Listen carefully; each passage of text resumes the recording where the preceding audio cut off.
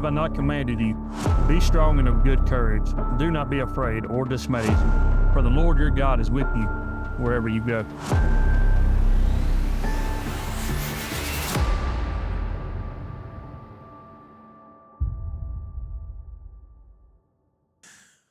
Welcome back to Modern Day Messengers. How y'all doing? Doing good. It's been good. Doing great. Yep, we are at White Ferry Road Church here in West Monroe, and we got a very special guest today. Yeah. Bryan Rucker. Bryan Rucker. So welcome to the show, brother. Hey, man. Appreciate y'all having me. This is fun. Yeah, thanks for taking the time and just hanging out with us today. I really appreciate y'all's ability to set up and just go wherever you need to. Yeah, technology is amazing these days. We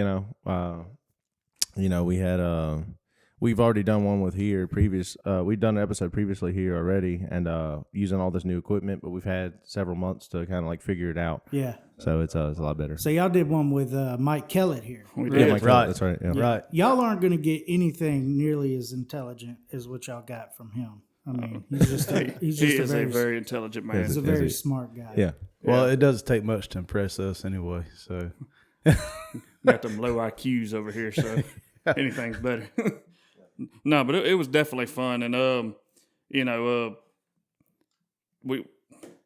me and my family have been coming here for a little bit over a year. This past Christmas made a year, and we've been coming on the Wednesday services. Got to know a few of the people here. Got to talk to you a little bit in passing, and just knowing some of the things you're involved in with Celebrate Recovery.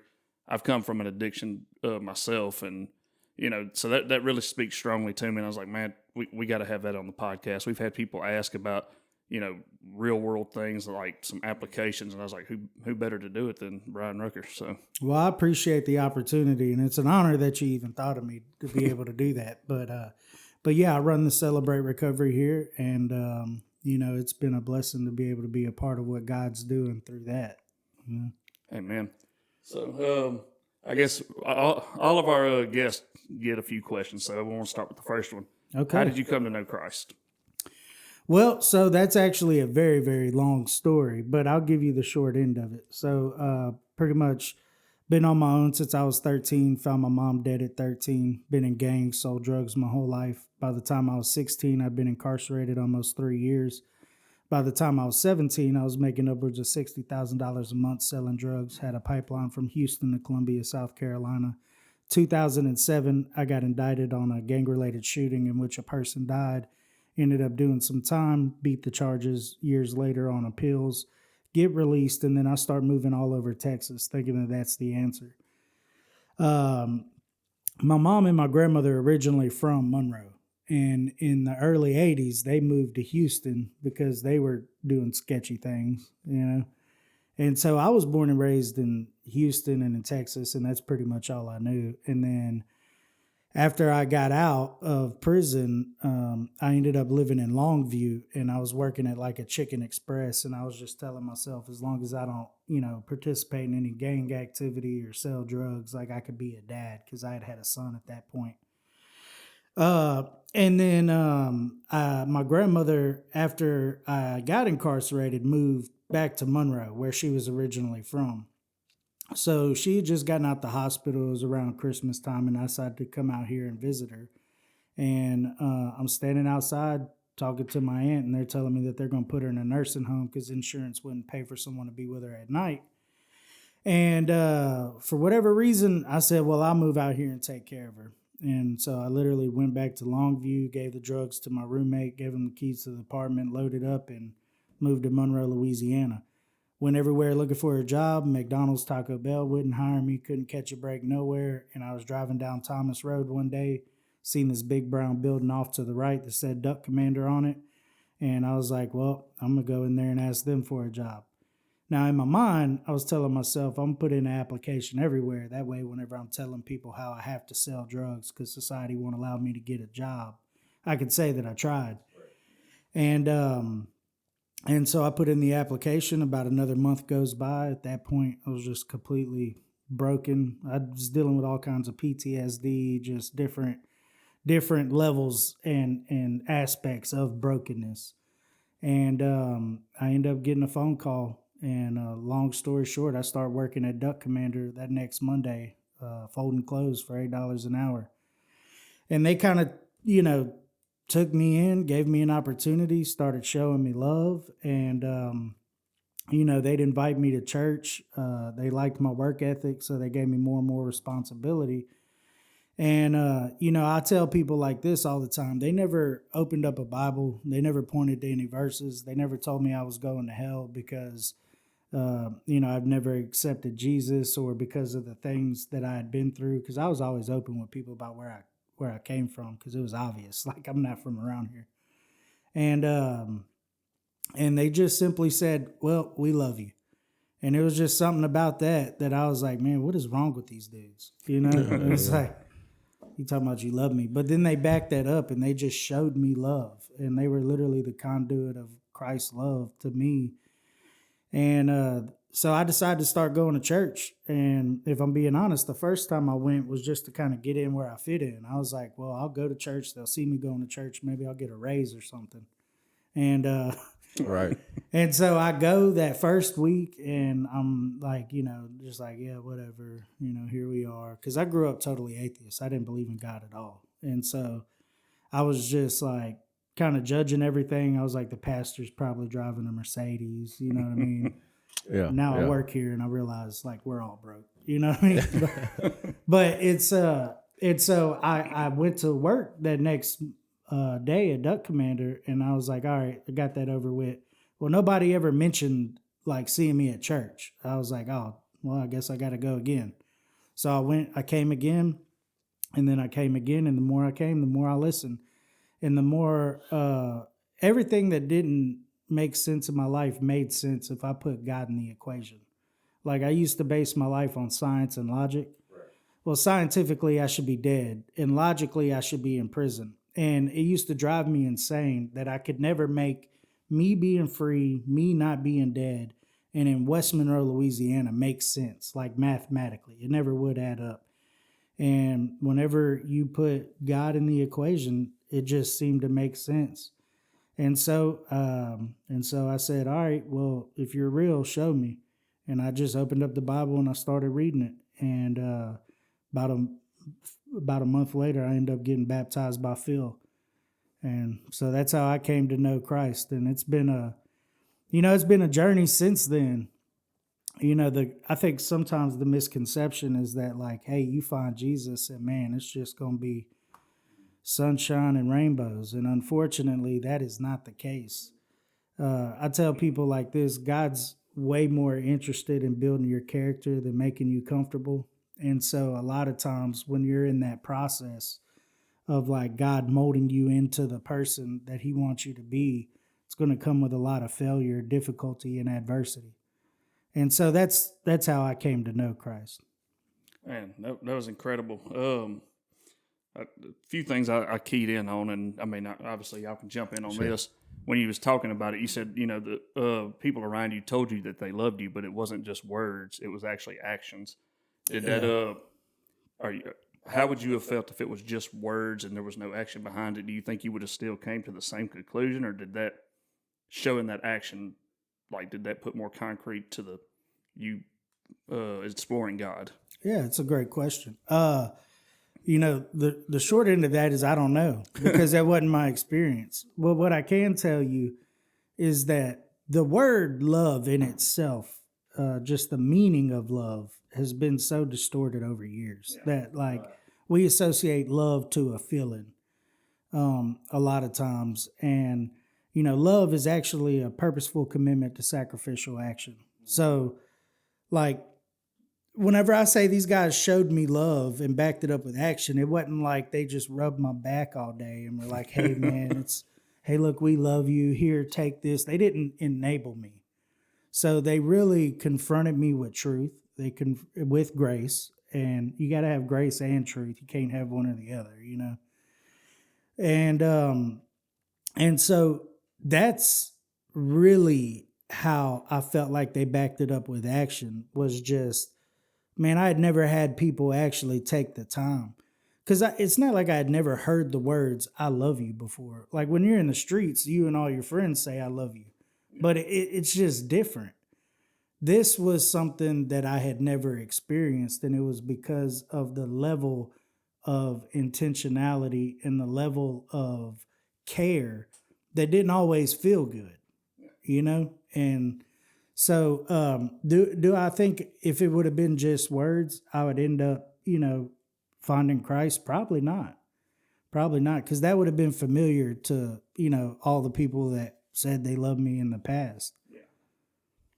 Well, yeah, that was great. One of the things that kind of stuck out to me in your story was like you said that you grew up like atheist. Was it from like the start, like from as long as you can remember, or like what are some of the like the contrast comparisons? Like some of our listeners may have some of the same questions that you may have had, whether they're either doubting if God exists or the faith of it all. So what was some of that like on your transition? Like some of your answers, you actually got answers to some of your questions probably. Yeah. So you know, I never knew my dad, and so the only people that I had as parents growing up was my mom and my grandmother. And it's not like they were like, hey, God don't exist, and like bestowed atheism to me. You know, they talked about God sometimes and they would mention him, but it was never like a Christian walk. There was never a relationship. Like you would hear God sometimes is basically the extent of it. But, you know, my mom, like I said, she died whenever I was 13, and she spent a lot of time sick and everything like that. And my mom was real interesting because she would almost encourage me to be in situations that most moms wouldn't encourage that kid to be in. Yeah. And I think that was because she knew where I was growing up and where we were at was just vastly different. And it was almost the way I perceive it now is she was just teaching me how to survive.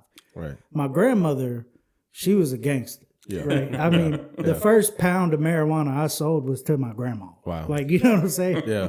Yeah. She went pretty hard. Yeah. Like, and you know, it's funny because I think back, like, what did she need that for? She was just trying to support me. Like that was her. That was it. Yeah. You know, but you know, my grandma was always there for me. She was a ride or die type, but she was very raw. And so, you know, we sold drugs together. And so I say all that to say that, like, it wasn't like atheism was pushed on me, but whenever I look at, like, the defining moments that led me to that conclusion, I was 9 years old, and I was on the front porch of our apartments. We stayed in an apartment complex. It was one way in, one way out, right? And you basically come into the apartments, and you drive to a dead end, and then you have to turn around and come back. And there were some parking lots off to the side and stuff. But there was a field right next to the apartments that, you know, we used to play games in, you know. And I seen this guy get gunned down in that field. And I just remember thinking, literally at 9 years old, like, oh, you can die very quickly out here. And you know, I used to watch shows like Family Matters and Full House and stuff, and I was like, that's not real. Right. Like, that's not real. Right. That's an illusion.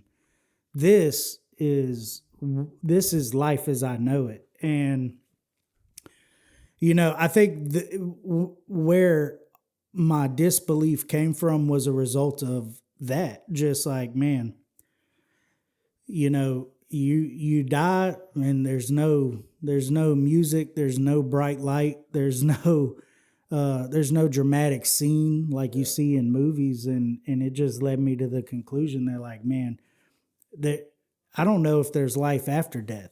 And then in that, you have to convince yourself that that moral law is based on your circumstances rather than based on what we now know is just God's moral law and truth. Right. To do some of the things you have to do to survive.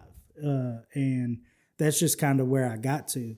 Even whenever I was incarcerated, like, I would see people go, you know, to chapel, see people go to, you know, church, and I would almost make fun of them because it's like, man, like, nobody really believes in God. You're just going to try to, like, go with your move, you know? So I would say that that's where a lot of that came from, you know? Right. Yeah, very, very unique perspective, and I think a lot of people share that, with you, and also like you were telling your story. I think we can all kind of relate to this. I know I can't really speak for Chris so much, or really Devin, but myself, as I was in the game before I came to Christ, and like just hearing your story, it was very relatable. And I basically grew up in church. Which was really the kind of difference, but I made a deliberate decision to move away from that, to go completely against God, even though I knew He existed. And so, but I did all of that, and then finally, like, God woke me up. He spoke to me. He said, "You're gonna die if you continue down this road." And then that's when I turned my life around, and so that's how I came to Christ, and started to do ministry work and this podcast and all kinds of stuff. But we see that you celebrate recovery, is that, I guess, like when you came to Christ and everything, you started to, get discipled. When did you decide to start that celebrate recovery or be a part of it, Well, so I actually didn't. Right. So for me, I got introduced to Christ through these guys at Duck Commander, Right. who obviously had a really popular TV show at the time. And so, they started bringing me in, allowing me opportunities to do stuff with them. And I started working with Buck Commander and going on hunts, hanging out with, celebrities and just different things like that. And so, like, they were discipling me and growing me and helping me. One of the biggest guys to do that in my life was Grant Taylor, who was the general manager of Buck Commander at the time. And so I was coming to church, and I was not involved with Celebrate Recovery. Right. And actually, the ministry leader of Celebrate Recovery during that time period was like, "Hey, man, you should come to CR, get involved. I think you'd be able to help people." Because at that point, it was like, "Hey, here's Bryan. He had been through all these things. Right. He now knows Christ. He works at Duck Commander and blah, blah, blah." Yeah. And so he was trying to get me to come to CR. And I was just like, "Nah, man, I'm not a drug addict. I'm a drug dealer." Right. You know what I mean? Right. What am I doing at CR? And I was just hanging out with a different demographic of people at the time. And that was really cool to me. And I was really, truly learning a lot from that and growing in it. But I just came back from hunting camp up at E3 in Kansas at Adam LaRoche's place. And it was 3 days before my episode aired on Duck Dynasty, where like John Luke's hiring me to work at the snow cone stand. Yeah. And I was just kind of celebrating. My grandmother had passed away, a little bit prior to that. And so I was just feeling good about myself. So I was out drinking, kind of doing my thing. I was living like a double life at that time. Right. Yeah. And it was really like I was going around talking about Jesus from 9 to 5, hanging out with all these people. And then I'd come home and I'd smoke a little bit of weed and I'd drink and, I'd sleep with women. But, hey, God knows my heart. Right. I'm not as bad as I once was. I'm not shooting nobody. I'm not selling drugs. Grace abounds, that whole thing. Yeah. And so I was really living like a double life. And so I get back from that hunting camp and I'm at a bar and I'm drinking, had a couple of pain pills on me and end up driving somebody else home because they're too drunk to drive, right? And Right. I end up getting pulled over and I get a DWI and a possession charge. And then I'm sitting in OCC and I'm like, man, how did this happen? I'm going to be on Duck Dynasty in 3 days. This was like Saturday night, Wednesday, the episode airs. Right. And I'm like, man, I got Jesus. How am I here? Right. And then it hit me like a ton of bricks. Like God's going to really make me change. Like, this ain't just something I could talk about. Like, I can't have one foot in the world and another foot in Christ. I have to be totally, completely surrendered to Him in every aspect of my life. And then my next thought was, well, it's all pointless anyways. Like, they got to fire me. You know what I mean? Right. Like, obviously you got this guy that's about to be on the show and he's like sitting in jail on Saturday night. Right. And to my surprise, Grant and Willie and everybody, they talked. They came, got me out of jail. They let me keep my job. They just told me to do two things. They told me to sell my vehicle because I had never had a driver's license. You know what I'm saying? Why are you driving? Right. And then to get involved with Celebrate Recovery and actually move into one of the recovery homes. And so reluctantly I did. And I ended up getting into some more trouble. They also told me, hey, we don't think you're an alcoholic, but like no drinking for like 6 months. Like you need some boundaries. Well, of course, one night while living at the sober living home, I think it's a great idea to go hang out with some girls and have a few beers. Turns out not a great idea. And I get kicked out. And then I'm finally like at this moment of like, okay, did everything I've been through, right, from, looking the rest of my life incarcerated to, being on this show to now, like, I'm just at this hotel room on Thomas Road. Is it all like, is this how the story ends? Like, is this where it's supposed to end? And I went to Buck Commander that next morning and they fired me. Grant said, here, give me the keys to the office. He was holding some money for me. He said, here's your money. And Willie kind of showed me a little bit of grace. And they had just started doing these tours at Duck Commander. And so they were wanting me to run the tours because I, been on the show and, I was good at talking to people. And so they were getting ready to do that. And Willie was like, look, we're going to do these tours. We're going to let you work there and do them. But like, if you do one more thing, that's dead. Right. And so I walked literally back to the church and this church into the office that's now my office. That's a long walk. And yeah, well, they, like I said, there's, accountability. But and I walk up to the guys that own the house and I said, man, can I have one more opportunity? And I did, and then I got into Celebrate Recovery, living in the house, and actually applied the 8 principles to my life and walked out the 12 steps, and so that's how I got into CR, and eventually started being one of the assistant managers at the house. Then started managing the house. Then eventually move out of the house. I become the ministry leader apprentice, and now I am the ministry leader for Celebrate Recovery in those houses. I lived in them for 2 years, and I own that program now. Wow, awesome. Yeah, that is amazing, and I'm just so excited to see like what God did with your life and everything about and like how He spoke to you through the Holy Spirit to like the realization and like how your eyes were open to like the truth and of the matter, and it's just amazing. It's so crazy. Chris, did you have anything you want to follow up on? Man, in this group, you're going to have to tell people to shut up and talk. That's true. And That's true. I kind of sit back, but and I know I watched the I Am Second. Actually, I watched the I Am Second video before I even knew you were coming on the podcast. But you had mentioned, which you had already mentioned about Willie, and then you mentioned Miss K too. Mm-hmm. So I thought that was awesome, just grace being shown.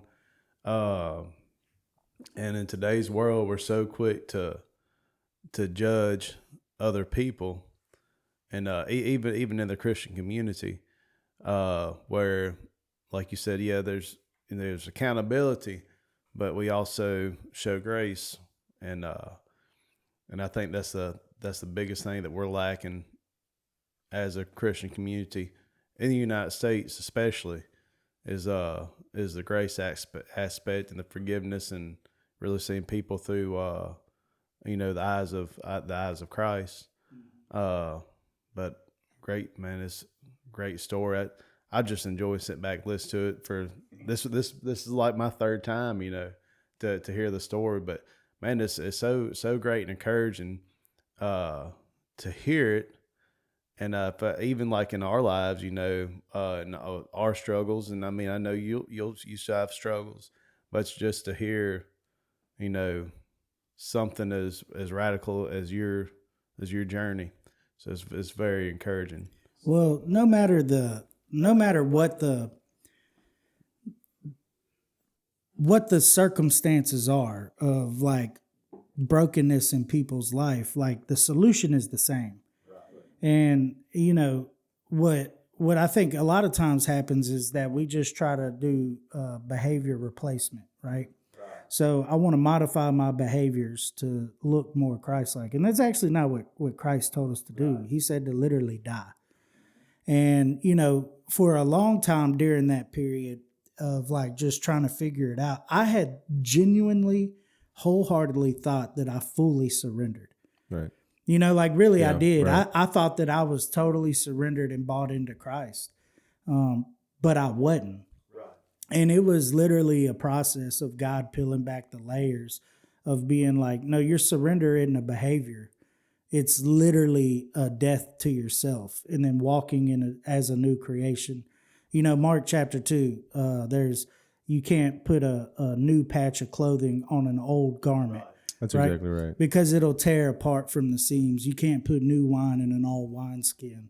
And he's sitting there and he's talking to the Pharisees and the disciples of John at that time. And it's like they're thinking, oh, well, because he had talked about being the Lord of the Sabbath and everything as a result of that. And they had just asked him about fasting. And he's like, look, I am the Lord of the Sabbath. But like, you can't just put behaviors in place of like things and call it holiness. Like true holiness is the death to yourself and the walk in who I create you to be. That's why you get all those like, oh, God will give you a new name. Well, you don't get a new name by like just changing your behavior. Right. You get a new name by becoming a different person. Right. Yeah, you spoke on like how God is way more, like he wants to change our character more than anything else. And so we get put through a lot of trials, especially at first. And you said something at the beginning that once you give your life to Jesus Christ or surrender or, crucify the old man, like people think that it's gravy or something, and it's just, it ain't. It's a very hard thing to do, a lot of hard lessons, especially like when you become aware of the truth. You mentioned like the putting new wine into old wineskins, what will it do? They burst. He talks about this too in like 1 Peter about like how, a dog returned to his vomit basically. And I've experienced some of those things as well about the 1 foot in, 1 foot out. And man, what Jesus Christ said is just so true. It's more destructive, and when it unravels, it bursts. And it just a lot of self-sabotage can happen. And like you said, like how did I end up in this place when you were talking about getting the DUI. And it's like I love Jesus Christ. Like, how did I end up here? And it's like, what happened? And it's but it's just so true. There has to be a line. And then you talked about like boundaries, and they have to be there. And this is my first time like hearing your story and everything, especially to see the inside, like how Willie kind of gave you grace, and how you took that because. One of my questions to you was like, you obviously had to decide for yourself, but like to our listeners, like how does that step, like the 12 steps and everything? I'm not very familiar with them. Maybe some of our listeners are not very familiar with it, but yet obviously you chose to follow them and it helped you out, tremendously. So what's that like? So, like, I truly believe that, like, that process of walking out the 12 steps is the process of just becoming new. Right. And, you start at step 1 where you admit that you're powerless and that your life is unmanageable, right? And I think that that's true for everybody. That's why at CR, it's for any hurt, habit, or hang-up, right? And the 12 steps are the 12 steps. If you do AA, which is Alcoholics Anonymous, same exact 12 steps with a couple of minor differences. So in the first step of AA, it says that we admitted that we were powerless over alcohol and that our lives had become unmanageable. In the first step of Celebrate Recovery, it says that we admitted that we were powerless over our addictions and compulsive behaviors and that our lives had become unmanageable, right? And then in AA, it leaves room for like a God of your own understanding. In Celebrate Recovery, we just all identify as our higher power is Jesus Christ. And so those are the differences, but the process is the same. It is the same. And so and that's why I think CR is so relatable to a lot of people, is because anything. You battle with depression, you battle with grief, you battle with anxiety, you battle with drugs, you battle with alcohol, you battle with pornography, you battle with lust, control, codependency. They work, you know? And so, yeah, step one, you admit that like that is a problem. Step two, you come to believe that something other than you, something greater than yourself can restore you to sanity. Step three, make a conscious decision to turn my will and my life over, right? And then you walk through things such as inventory, making an amends, asking God to remove your character defects. Get to step 11, sought through prayer and meditation to improve our conscious contact to God. And then step 12, go and carry the message, right? Yep. And so, you know, to me, the 12 steps is a vehicle to drive people to the thing that God is asking of people. Yeah. You know? Yeah, that's a great way to put it. I've never heard it when you said a vehicle to do that. That's pretty cool. Yeah, like, man, here's the deal. Like, it's none of, you know, Celebrate Recovery isn't the healer. It just points you to him. That's right. And it drives you to the physician. Yeah. You know? Yeah. That's awesome. Yeah. I know you caught my little laugh when he talked about a DWI, and it wasn't nothing in particular, but so just kind of a little funny fact. Before we got involved in ministry together, I booked him in for a DWI. Dude, the guy that arrested me and him are good friends now. Well, I didn't arrest him. He was arrested by patrol deputy. I was working at the jail at the time, and when he come in, oh, you were the worst. I was the worst. Oh gosh.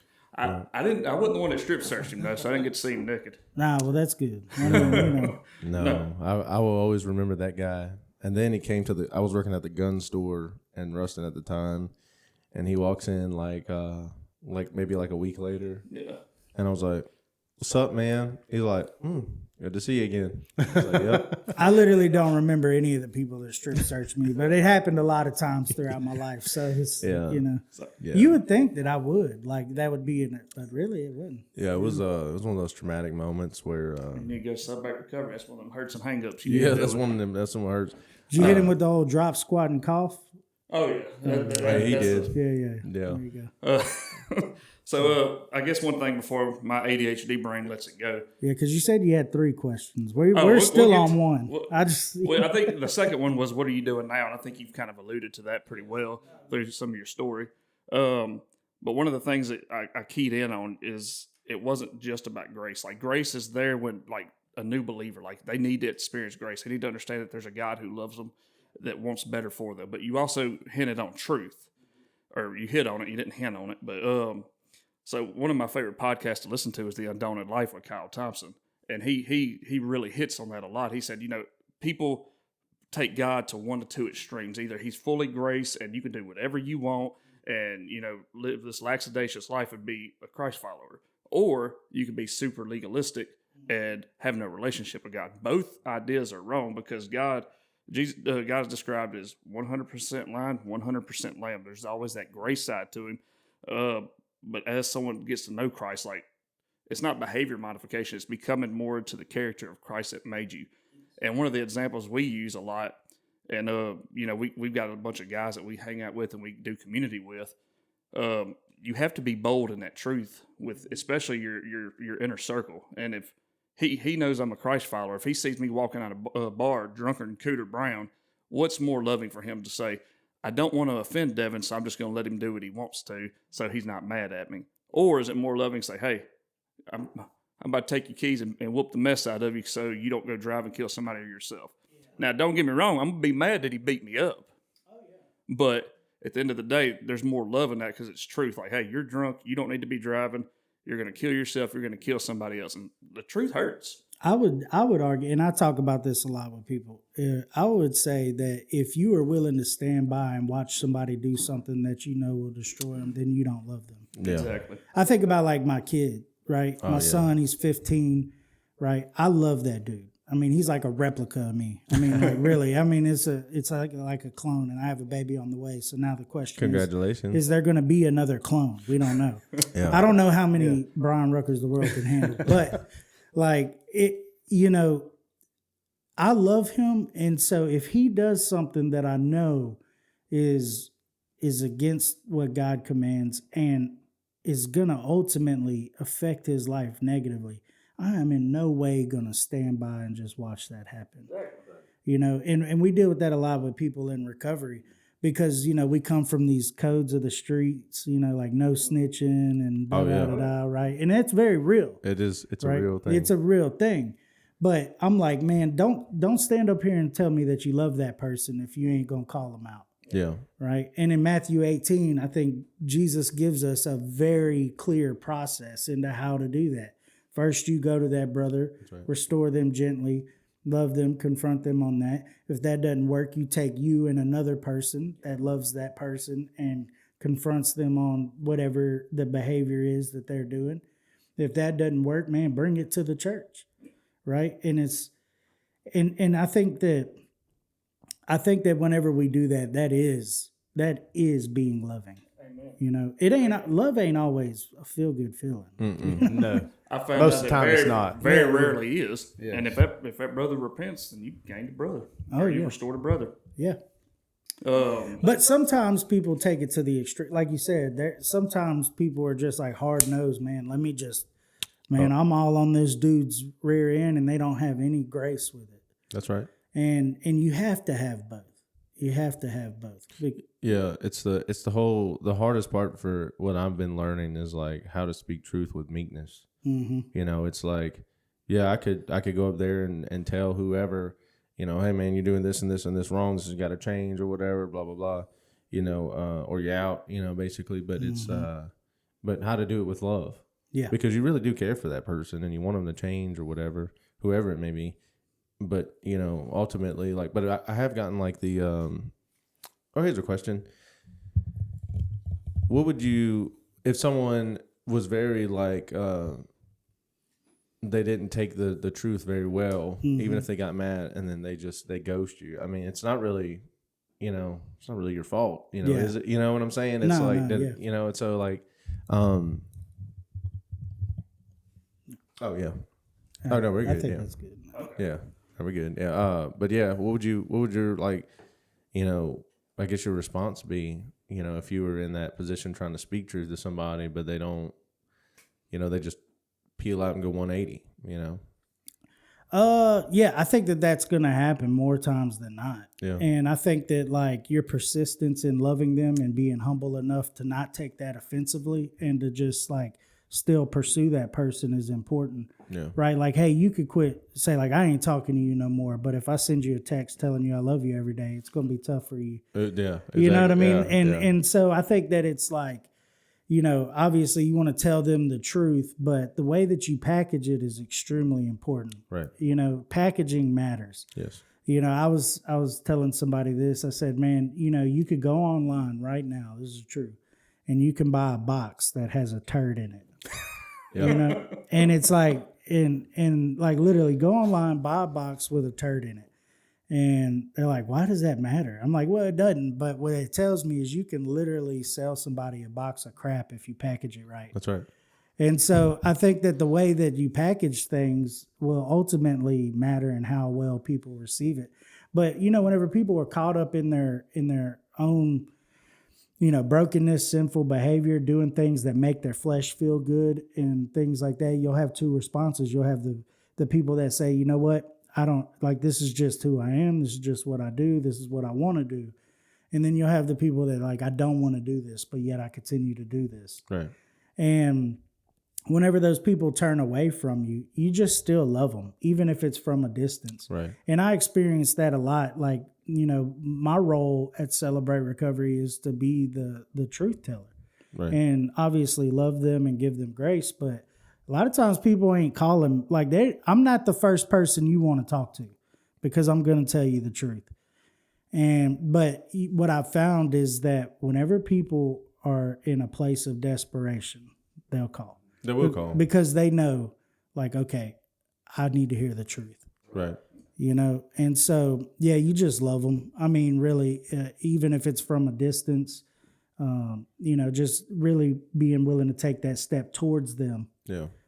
In that. Yeah, absolutely. And I think a lot of things that will guide us into that is like you talked about step 11, that prayer meditation.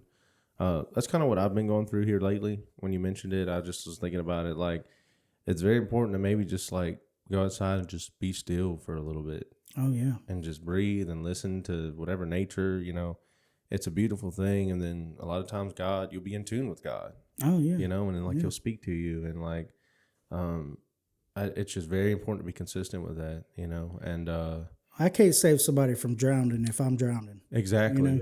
If you're on an airplane and the plane starts to go down, what do they tell you? When that mask drops, put your mask on first. Yeah.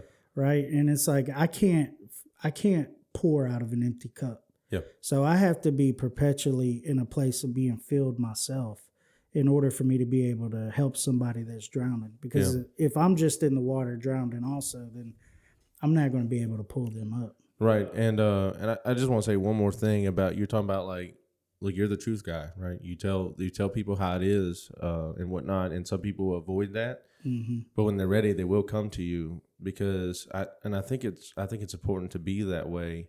And I myself am growing into being that way. Because if you're kind of back and forth and you kind of beat around the bush, it's very hard to rely on somebody like that, because they're not a straight shooter. Yeah. And if you are, then they know you're consistent. You're going to give them the truth. Mm-hmm. And you're very reputable because of that. And I think that's why community is important, right? Like community is the make or break component for people. Because I think about like my partner in ministry and in business, Derek McQueen. And like a lot of times I spend my time praying for God to make me more like him, because he's very loving. He's very like, he's the guy that takes time, and people just naturally like him, because he'll walk up and hug everybody. And I'm not good at that. Yeah. I'm not good at that.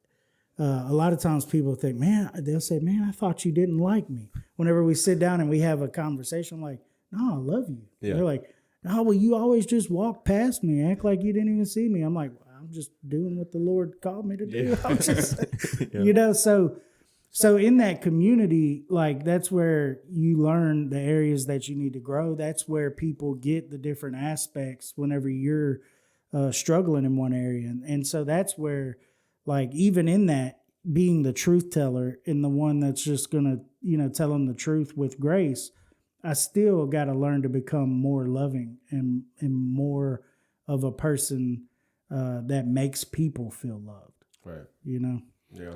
And I want to touch on, I'm going to go back to where you're talking about, if your cup's empty, how do you, how you're supposed to, pour out on other people. And I know through everybody's journey, because I felt that a lot here lately, a lot going on. And so I like to ask questions that maybe going to help me out a little bit. But when you get to that point where you're feeling like, maybe just tired, maybe asking God, why do you even have me doing this? Just genuinely just worn out, mentally, spiritually. What do you start doing at that point? Because I know we got the 12 steps and everything, but is there something that you look, because I know you've been through this too. Oh yeah. So what's any advice you got for anybody going through that? So how does God work? He works through people, right? And so, a lot of times the things that we'll say, okay, I need to do more of this to get my cup filled, just sounds like another thing that I got to do, right? If we're just being honest, it's like, right. All right, well, go to church. All right, well, I go every Sunday. I guess I got to go visit another church. Like, it just sounds like another thing that I got to do. And I think that whenever you have your circle filled with godly people and you pour into each other, it helps fill that cup, and also taking the time to rest and just be mindful that, like, God's going to work with or without me. Right. With or without Bryan Rucker, Celebrate Recovery is going to be here, and it's going to be helping people change their lives and experience Christ. I just get blessed to be a part of it. Right. So remembering that I'm not so instrumental to the gospel being, because I promise you the gospel was moving thousands of years before I showed up. That's right. You know, so I think it's kind of a collection of those things, letting people pour into you. And you got to identify and be open and say, look, man, I'm just feeling wore out and exhausted. Let people pour from their cup into you. Right. And then also be willing to rest and have the humility to say that, like, if I don't do it, it'll be okay. Right. Like, if I don't do it, it will be okay. Yeah. You know? That's exactly right. Because you know, that's something that I talk to Derek about a lot is, and because I actually shared the gospel with Derek and everything. He was a guy in a treatment center, and I was working at the treatment center. And anyways, now he's my partner, right? And it's like, you know, I've taught him a lot of times, like, man, it'll be okay, you know? Yeah. Because you get all, I mean, we're in a ministry of broken people. You name it, we deal with it. Right. That's right. And it's like, well, what do we do with this? I don't know if we do anything. I think we just trust God and believe that this place is going to go on without us. Yeah, that's exactly right. Yeah. It reminded me of a conversation that I've had many times with Devin, and just about how life works. Like God, I've said the same exact thing. Like God works whether we're here or not. Mm-hmm. You know, and so I had a really tough time dealing with that. You know, I was like, if I'm so special, and God really needs me, you know, but I'm like, you know, how important am I? You know, and it's like, this was maybe 6 months ago, I was dealing with some, you know, depression or whatever, and just real down on myself about life, the question of life, like, why am I here? Mm-hmm. You know, and through a lot of prayer and meditation, like we talked about, and kind of reevaluating my life and just sitting down outside, just no phone, no nothing, and just listening and reflecting on my life. God really showed me some amazing things. A lot of what you talked about, about our purpose, you know, why we're here, and you know, just the answers of life as well as I can understand it. But it's amazing. It's just amazing how God will you know, it was more of a character awakening. Yeah. Like, you know, it's like I'm growing you through all of these things. You're probably I need you to teach these things. You know? And so it's like. God's been kind of talking to me about that stuff, but well, the purpose thing is something that I tell, you know, because a lot of times, man, we will run ourselves ragged and just drain ourselves trying to figure out, what do you want me to do, God? Where am I supposed to be? What's my purpose? And I go back and I look at the Bible and I realize not many of those dudes knew until it was over with. That's right. You know what I mean? That's right. And it's like, you know, he says, I'm doing a new thing. Which means if I could somehow fathom it, understand it, wrap my mind around it, then, you know, then I could be almost as equal as God, but I can't. That's right. So you know, I spend a lot of time just not worrying about things. You know, I've been on a lot of podcasts and stuff, and they be like, "Hey, well, what's your plans? What are you doing? You know, what's your next 5 years?" I said, "Dude, I hadn't planned nothing in the past 10 years. It's worked out great." Yeah. So I'm not gonna start planning things now. And I really don't look too far ahead as far as like, where does God want me to end up with all these things that I'm doing? Because if I try to understand it, I would never understand it. That's but right. Whenever I look back, just like whenever I was in the sober living house for 2 years, the whole time I'm like, I don't want to be here. Why am I here? This doesn't make sense. And then you fast forward, I now own the program. It's like, okay, God, I see what you're doing now. It's right? wild, isn't it? Yeah. And so, you know, I think that, like, just understanding that purpose is just simply to love Christ, right? So, you know, Willie's purpose might be to go and spread the gospel with the entire world, have this, you know, TV show and everything like that. My purpose might just be to raise my son exactly with the word, you know? Exactly. And which one's greater than the other? Like, neither. Right. Neither. I remember I had you talk about being discipled. I was working at Duck Commander, and they were helping me figure out how to, like, you know, manage my money. Like, so I wrote down my budget and everything, and it was just kind of like, you know, hey, this is what it is. This is how much money I make. Da da da da da. And they're like, okay, well, this ain't adding up. The math ain't mathing. What do you do? Like, how do you pay your car note? With what I said, oh, well, me and my grandma sell her pills. And they're like, you can't do that. Yeah, yeah. They're like, you know, and, Yeah. and I was like, well, what do you mean? You're looking at the, I mean, I kind of got, you know, Yeah, they're like, yeah, I got to, man. they're like, no, Brian, you cannot do those things. You're not supposed to do those things. Right. And it's just, and I'm like, okay. And so long story short, Willie ends up saying, all right, this is what I'm going to do. Because I was smoking cigarettes at the time. Right. And he said, every day I owed $2,000 on the vehicle to pay it off. Right. And so he said, all right, every day you go without a cigarette for 20 days, I'm going to give you $100. He said, every day you go without a cigarette for 20 days. And he said, if you accomplish it and you do it, then you'll be able to pay off your vehicle. You'll also no longer smoke cigarettes. And so they did. And at the end of the 20 days, I was getting a check. It was John David. And he said, hey, do you know why we're doing this with you? And I was like, I mean, I don't know. I don't get it myself. They're like, he said, man, I don't know. There's just something about you. He said, when you talk, people listen and you have a way. He said, we think you're going to change the world one day. He said, because that's essentially what Phil's done. He said that's what his uncle's Mac Owen, who started the Celebrate Recovery here, is now the global director of CR. And he's like, that's what he's done. He said, we think you have what it takes to change the world one day.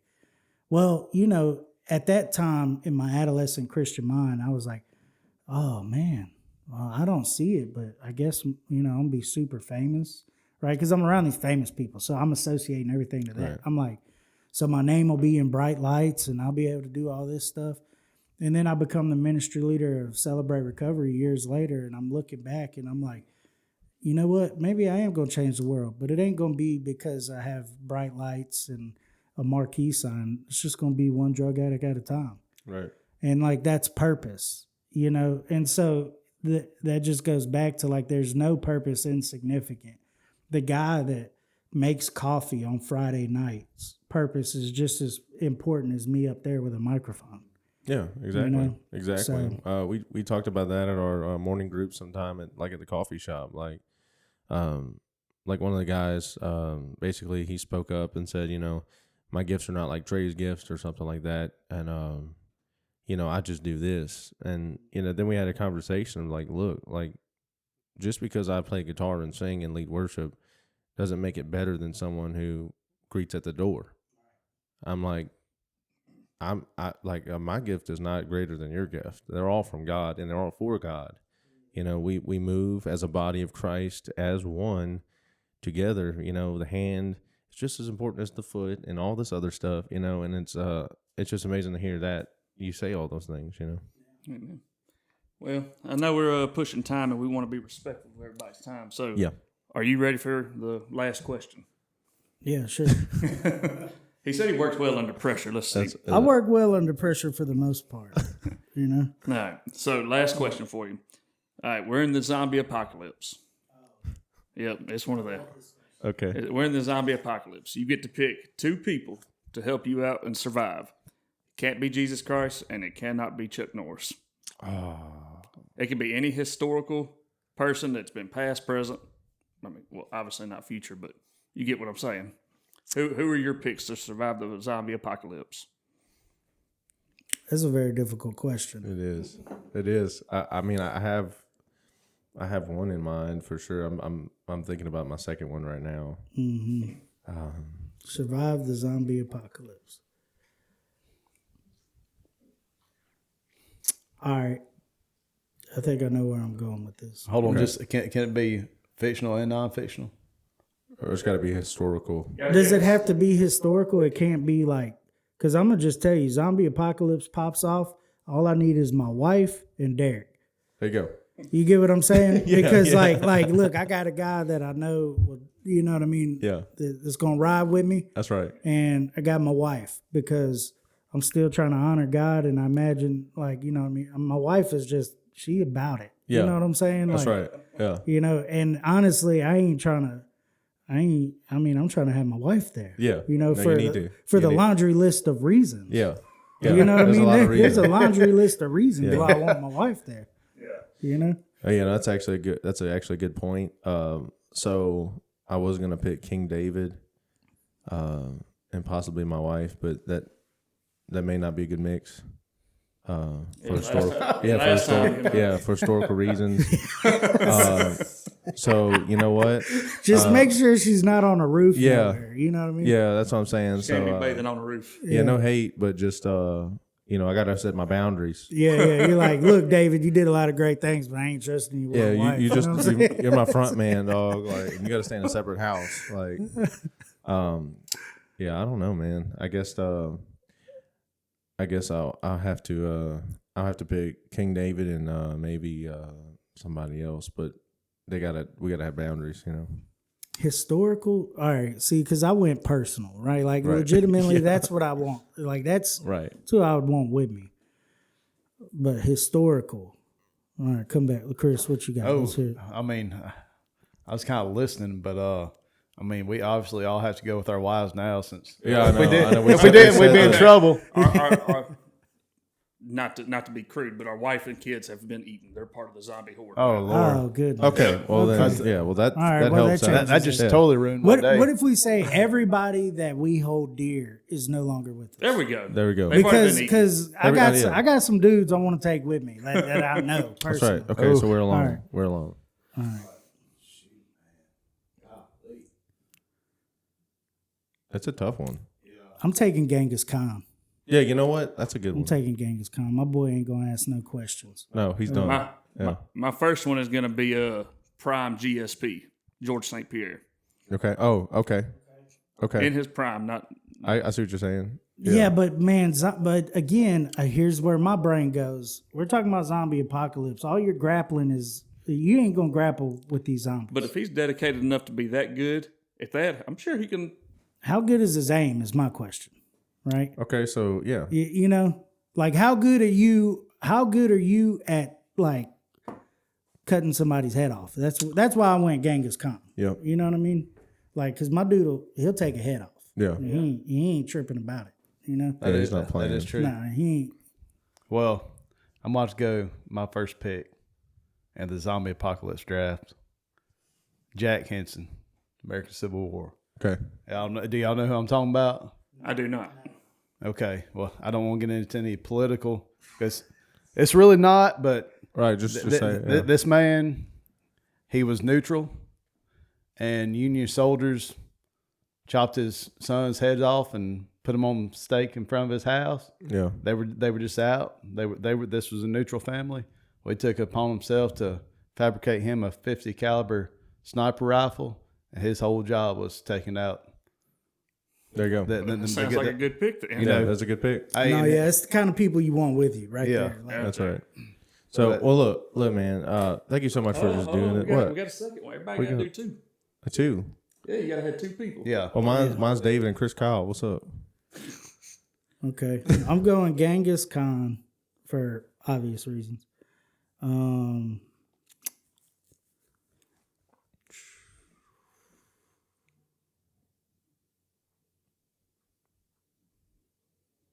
I don't know. My mind's going to like somebody that's really good at like building things, right? Like you need somebody that can build, and and I don't want it to be Bill Gates at all. Right. You know what I'm saying? Yeah.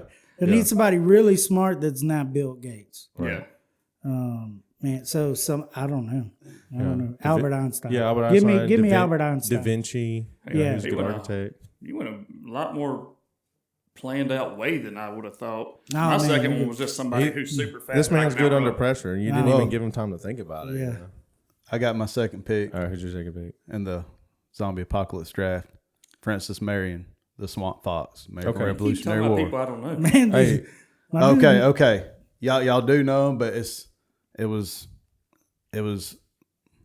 based on this character. The movie The Patriot, oh yeah, Francis yeah. Marion, Yeah, Okay. that's right. the Swamp Fox, bad dude. Yeah, you ain't lying. Did you? And pick I your like second history, one? so My second one's just a fat guy I can outrun in case I get surrounded. That's pretty good thought. Yeah. out. No, that's good. That's good and thought out. that's But good if thought you out. only got one of those, I mean, I'm not lasting long, I don't think. I'm gonna try. I'm gonna try. I mean, I'm gonna try. I'm gonna give it a. Okay, I got a sub question. How long do y'all think y'all could last in an apocalypse? Well, what type of zombies we're talking about? Walking Dead or World War Z. Oh, we're all done then. There Like ain't a no point. week? There ain't no point in picking nobody. Yeah, like a week maybe. Yeah, World War Z zombies are different. They're different. You know? Yeah. Walking Dead zombies, I feel like, I could be like Rick. Really. They'd For sure. be the ones that live. Should have picked Daryl or something. Well, I don't know. I think Rick. Well, we had to pick actual historical figures. So. That's right. Exactly. Yeah. So I guess before we close, what are some ways that people can get in touch with you or get involved in Celebrate Recovery? And if you have a website, throw that out there, and we'll obviously put it in the show notes on our podcast. And Yeah, just the best way is just literally wfrchurch.org. You get all the information you want about Celebrate Recovery, the Awakening Homes. Our contact information is there, brucker@wfrchurch.org. Our phone number is there on the website. You could just call the church here, 318-396-6000. They'll patch you through to me. Yeah, that's probably the best way. And yeah, I would just say that if you're struggling with anything, there is hope and there is a path to getting help. And all you got to do is reach out to somebody. Just make the choice to reach out. Amen. Well, thank you so much. We'll see you next time on Monday Messengers. y'all have a blessed day.